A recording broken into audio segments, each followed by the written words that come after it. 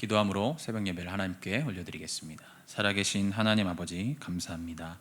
이 시간 우리가 하나님의 말씀을 듣기 위해 나왔습니다.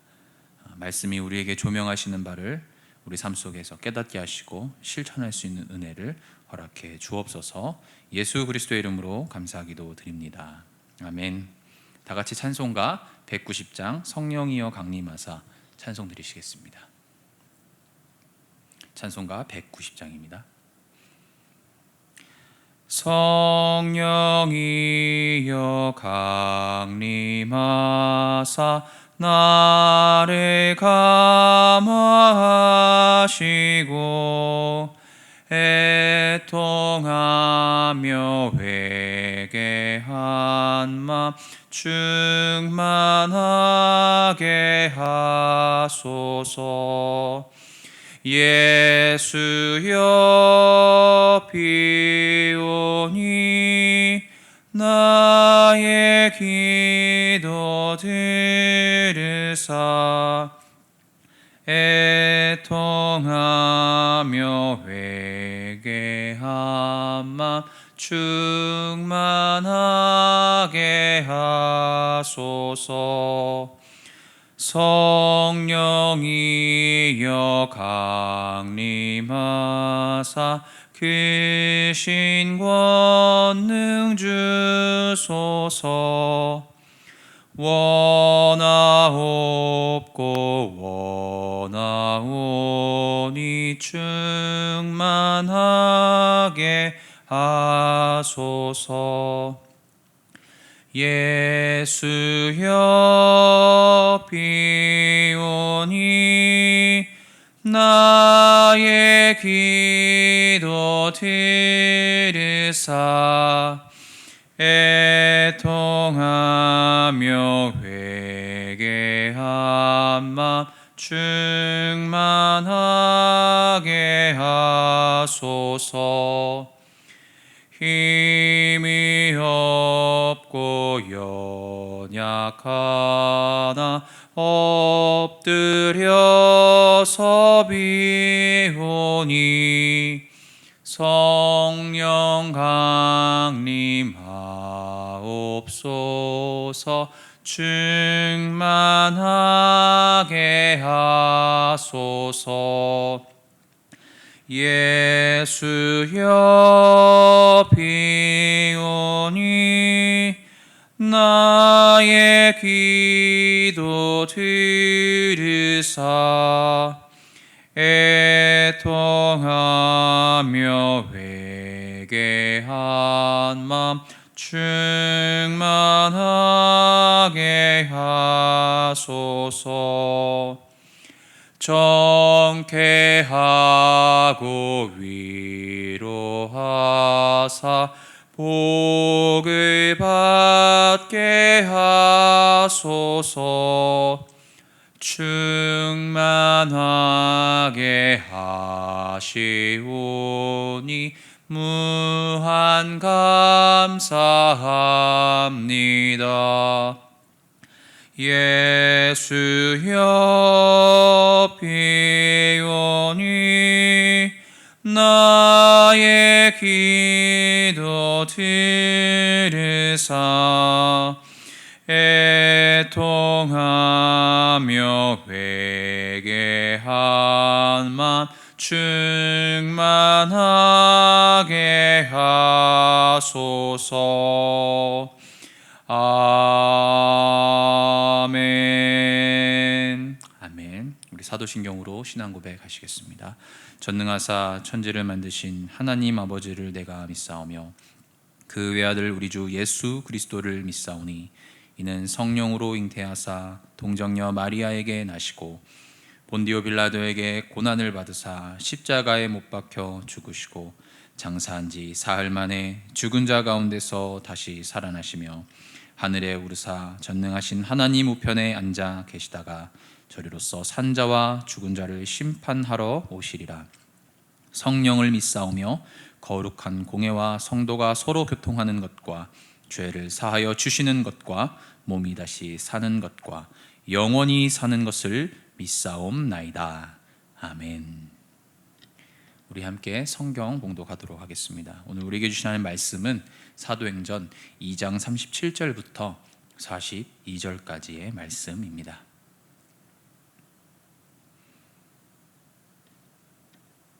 저와 여러분들 한 목소리로 읽도록 하겠습니다.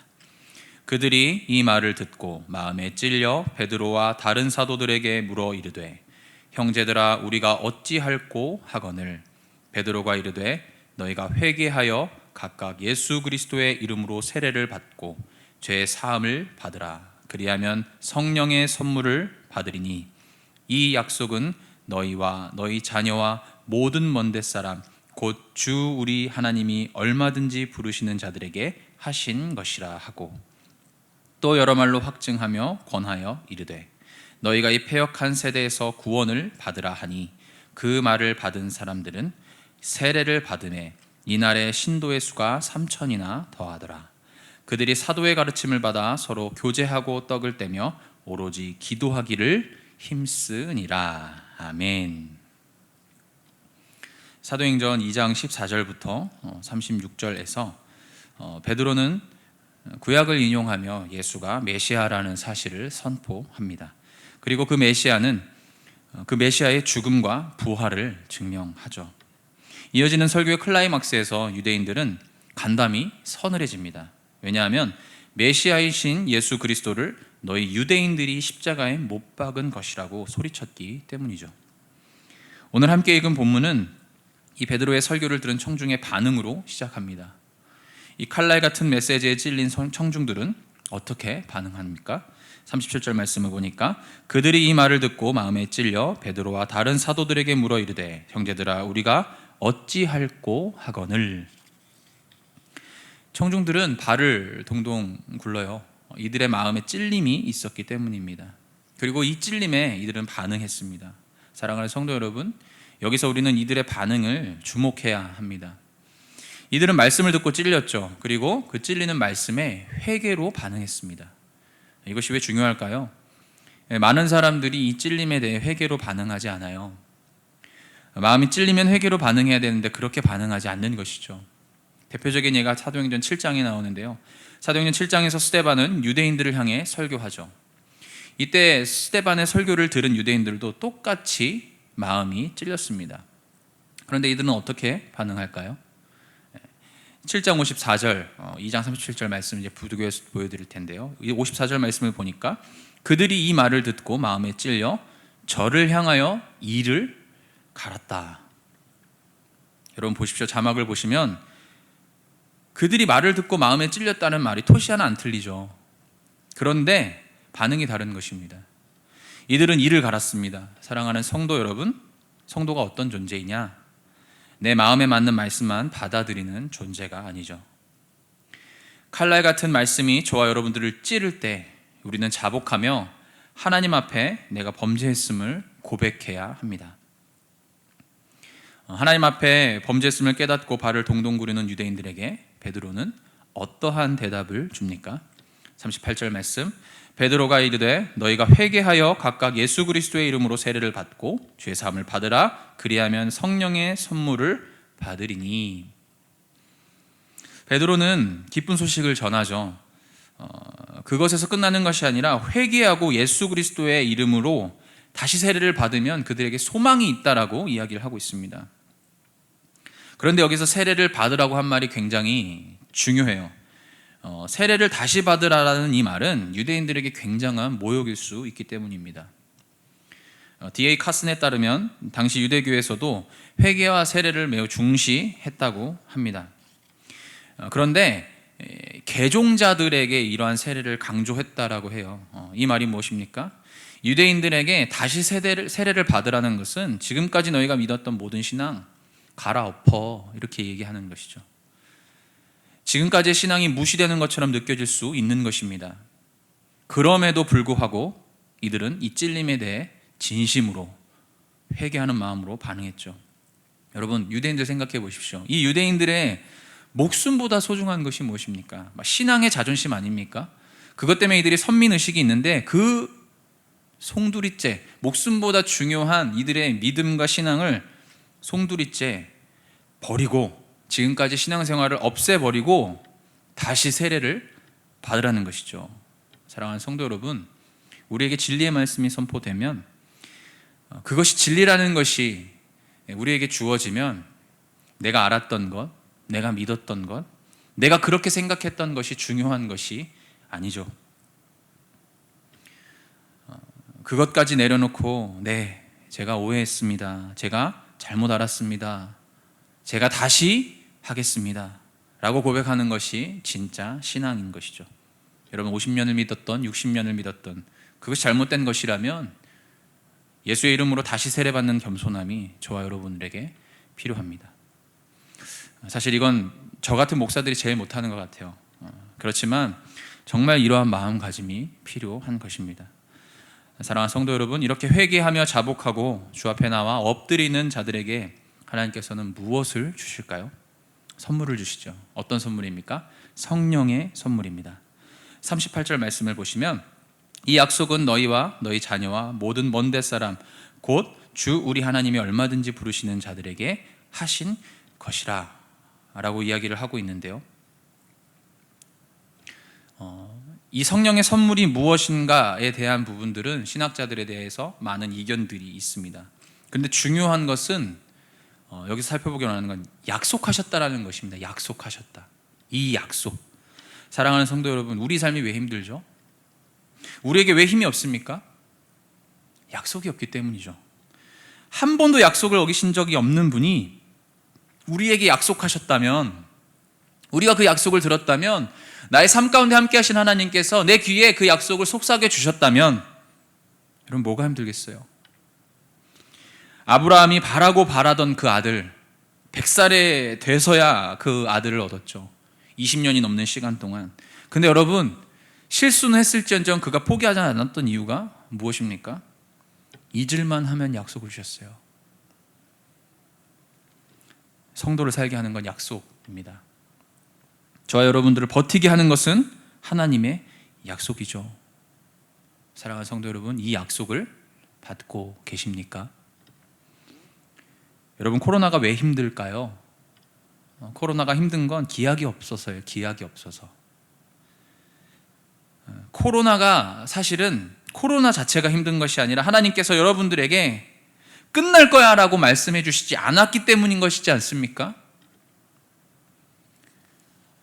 한 유명한 목사님이 그런 말씀을 설교 가운데 하시는 걸 들었습니다. 부교육자로 섬기던 교회가 너무 나가고 싶어서 철야를 하셨대요.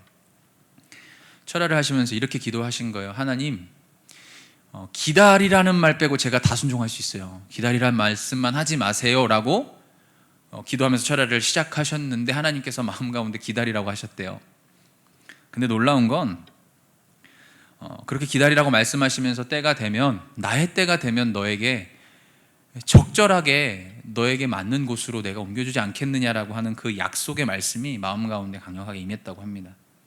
근데 정말 신기한 건 한 달도 더 못 버틸 것 같았던 그 마음 가운데에 상황은 똑같은데 하나님의 약속이 주어지니까 기다려지더라는 것이죠. 상황과 환경은 똑같은데 변한 거죠. 뭐가 변했습니까? 내 마음이 변한 것이죠. 왜요? 이 약속 때문에. 그분이 약속하셨기 때문에.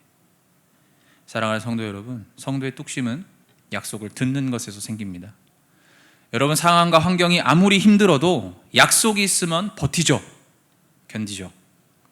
중요한 것은 상황이 아니라 약속인 것입니다. 이 약속을 하나님은 누구에게든지 어떤 사람에게든지 부르신 자들에면 얼마든지 차고 넘치게 주시는 분이라고 오늘 성경은 말씀하고 있죠. 그 약속을 따르는 삶의 결과가 무엇입니까? 40절 말씀. 또 여러 말로 확증하여 권하여 이르되 너희가 이 패역한 세대에서 구원을 받으라 하니. 여러분, 우리는 이 패역한 세대에서 구원받을 수 있습니다. 여러분, 세상이 사랑하는 거 사랑하지 않기 어렵죠. 우리는 패역한 것을 사랑하고 그것에 집착하고 머무르려고 하는 본성이 있습니다. 그런데 그런 패역한 세대에서 구원을 받는다. 여러분, 세상을 좋아할 수밖에 없는데 그것에 꽉 붙들려서 그것의 노예가 돼서 살아갈 수밖에 없는 게 저와 여러분인데, 그런 패역한 세상으로부터 구원을 받는다. 여러분, 이것이 복음인 것입니다. 하나님이 사랑하시는 것을 사랑하고 하나님이 미워하고 싫어하는 것을 미워하고 싫어할 수 있는 것보다 기쁜 것이 어디 있을까요? 이 선물을 소유하는 저와 여러분 되기를 소망합니다. 사랑하는 성도 여러분, 41절을 보시면 유대인들은 이 설교를 듣고 세례를 받아요. 그리고 진짜 부흥이 일어나요. 여러분, 수적인 성장 말고, 수가 늘어나는 성장 말고 부흥이 일어나죠. Revive, 다시 생명력이 회복되는 것입니다. 이것은 또다시 하나님의 말씀을 가르침과 교제와 기도로 이어지죠. 사랑하는 성도 여러분, 역사 속의 변화와 부흥은 언제나 회개로부터 시작됐다는 사실을 기억하시기 바랍니다. 영국 웨일즈에서 인도 카시를 거쳐 미국 아주사에서의 대각성 운동, 그리고 평양까지, 여러분, 모든 변화의, 모든 부흥의 시작은 회개에서 시작된 것입니다. 사랑하는 성도 여러분, 말씀하시면, 그 말씀이 우리에게 말씀하시면, 칼끝 같은 성령의 말씀이 내 가슴을 찌른다면 이를 가시겠습니까? 아니면 무릎 꿇으시겠습니까? 기억하십시오. 하나님은 엎드리는 자에게 성령의 선물을 주십니다. 하나님께서는 우리에게 약속을 주십니다. 성도를 살게 하는 힘, 성도를 버티게 하는 힘, 약속, 그 약속을 주시는 것이죠. 그 약속은 세상을 사랑할 수밖에 없는 저와 여러분을 패역한 세대로부터 구원할 것입니다. 그리고 그 삶은 하나님의 말씀에 가르침받고 교제하며 기도하자는 그 마음을 불일 듯 일어나게 할 것입니다. 이 은혜가 저와 여러분들에게 있기를 바랍니다. 기도하겠습니다. 살아계신 하나님 아버지, 감사합니다. 오늘 말씀을 통해서 우리에게 때로는 나의 가슴을 후벼 파고 나의 부끄러움과 수치가 드러나는 말씀이 내 가슴 속에 들려올 때에 우리가 어떻게 반응해야 하는지를 배웠습니다. 누군가는 일을 갈 것입니다. 그러나 누군가는 내가 어찌해야 할꼬 발을 동동 구르며 자복하는 심정으로 하나님 앞에 나아갈 것입니다. 하나님은 그러한 자들에게 성령의 선물을 주겠다고 약속하십니다. 하나님, 우리의 사는 힘은 하나님의 약속에 있음을 기억하게 하여 주시옵소서. 나의 삶의 힘든 이유는 상황과 환경이 문제가 되고 그것이 나를 덮치기 때문이 아니라 그 가운데 들리는 약속의 말씀이 없기 때문임을 기억하게 하여 주시옵소서. 그 약속의 말씀이 우리를 세상으로부터, 이 패역한 세대로부터 구원할 것입니다. 우리는 세상을 사랑할 수밖에 없고 세상은 우리의 마음을 꽉 붙들어 놓아서 세상의 명예와 세상의 돈과 세상의 편안함과 안락함이 그렇게 우리를 꼭 붙들어 놓는데, 하나님께서는 회개하고 자복하는 심령 가운데에 그 패역한 세대로부터 구원하는 것을 경험하게 하여 주실 것입니다. 그러한 삶을 살아갈 수 있는 우리 믿음의 자녀들, 우리 귀한 대흥교회 모든 성도들 되게 하여 주시옵소서. 그리하여 정말 하나님의 말씀을 배우고자 하는 마음과 교제하며 기도하고자 하는 마음이 불일 듯 일어나는 귀한 은혜가 있게 하여 주시옵소서. 모든 것 주께 맡기고 부탁하며 살아계신 예수 그리스도의 이름으로 기도드립니다. 아멘. 하늘에 계신 우리 아버지여, 이름이 거룩히 여김을 받으시오며 나라에 임하옵시며 뜻이 하늘에서 이룬 것 같이 땅에서도 이루어지이다. 오늘날 우리에게 일용할 양식을 주옵시고 우리가 우리에게 죄 지은 자를 사하여 준 것 같이 우리 죄를 사하여 주옵시고 우리를 시험에 들게 하지 마옵시고 다만 악에서 구하옵소서. 대개 나라와 권세와 영광이 아버지께 영원히 있사옵나이다. 아멘. 오늘 주신 말씀을 생각하면서 기도하시고요. 대흥교회와 한국교회를 위해서, 또한 코로나의 소멸과 온전한 회복을 위해서, 또한 예배의 영광을 회복하는 2021년이 되기 위해서, 또 중보기도 한우와 포회와 수험생 교우들을 위해서 다 같이 기도하며 나아가겠습니다. 기도하겠습니다.